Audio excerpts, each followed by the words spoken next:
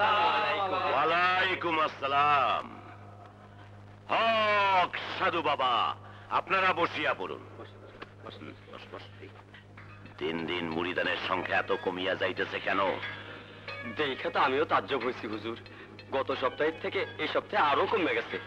আমিও তো সেই কথা বলিতেছি, কি হইয়াছে জানিতে চাহিতেছি। হওনের মধ্যে শুধু একটা মাজার হয়েছে হুজুর। মাজার? সুন্দরগঞ্জে তো মাজার ছিল না, কি বলিতেছ তুমি? ঠিকই কইতাছি হুজুর, নতুন মাজারের নাম মজলি বাবার মাজার। আপনার দরবার শরীফ খালি হওনের একমাত্র কারণ।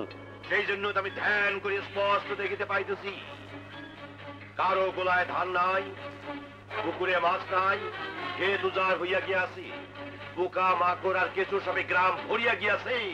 এসব কেন দেখতেছেন হুজুর? ভুয়া পীরের পিছনে গ্রামের মানুষ দৌড়াইতেছে, ভুয়া মাজারের দিকে সবাই ছুটিতেছে। এই জন্যই এই সব দেখিয়াছি। মুরিদান ভাইয়েরা, ওই মাজারের লোক অবশ্যই বাটপার, চিটিং আর ফিটিং করিয়া এলাকাটাকে শেষ করিবার তাল করিয়াছে ওই বেটা। এসব কি কইতাছেন হুজুর? তাইলে তো চুপ করিয়া থাকুন যায় না। চুপ করিয়া থাকিবার কোনো দরকার নাই। জেহাদ হইবে, ওই কাফেরের মাজার ভাঙ্গার মধ্য দিয়ে জেহাদ শুরু হইবে। দরকার হইলে রক্ত দেব, তবু ওই ভুয়া পীরের হাত হইতে এই গ্রামকে রক্ষা করিতে হইবে। সাধু বাবা।